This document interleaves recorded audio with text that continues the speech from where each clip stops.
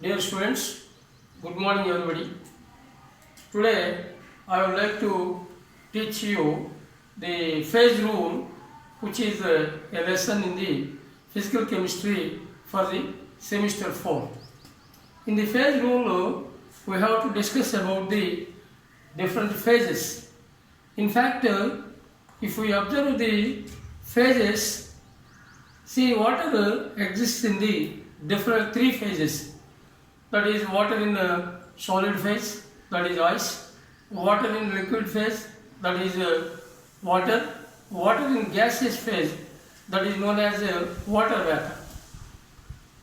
Our scientists have defined a rule, a law for the phase rule. The phase rule, basically, if we see the phase rule, the fundamental phase rule is definition for the phase rule. Definition for the phase rule. The sum of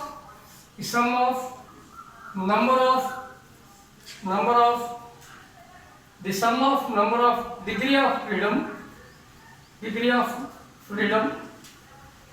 sum of number of degree of freedom, and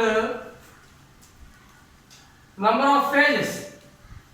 of phases is equal to is greater than 2 is greater than 2 is equal to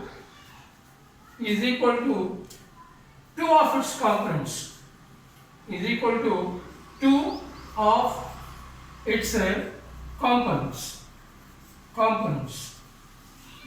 See, the formula is F plus P is equal to C plus 2. That means F is the number of degree of freedom and P is the number of phases. C is equal to number of components. When we added the 2, that is F1 and P, the sum of the 2, that is the sum of the number of degree of freedom plus number of phases is equal to number of components and 2 plus 2.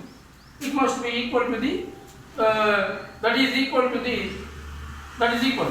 So in this pattern, if we observe F is equal to, as we have to say, number of degree of freedom, number of degree of freedom. P is equal to number of phases. C is equal to number of components. I will explain. We have to explain the terms. What the terms individually. We have to explain the terms. Now, what is the degree of freedom, and what is the phase, and what is the component. We have to individually study these terms involved in the phase rule. First, what is a phase? See, phase is the physically separatable or distinct area of a system. The physically separatable or distinct area of a system. The phases which have definite boundaries. So we have to say that there must be a definite boundary to the phase. See, for example, if we have taken example, take the mixture of benzene and water. See, the liquid mixture of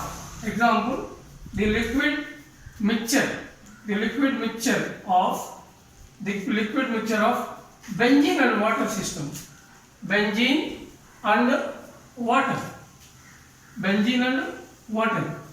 Here, if we observe if we have taken these two in a beaker, in a vessel, say they may be separated like this.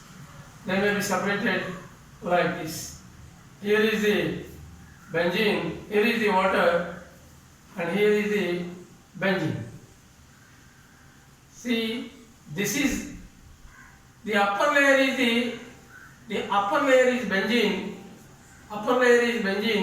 and lower layer is water. Upper layer is benzene and lower layer is water. So there are they have separated by a definite boundary. So we have to say that this is the upper one is the benzene phase and lower one is the water phase. Therefore, the number of phases present P is equal to 2. Number of phases present in this system is equal to 2. And this is one example.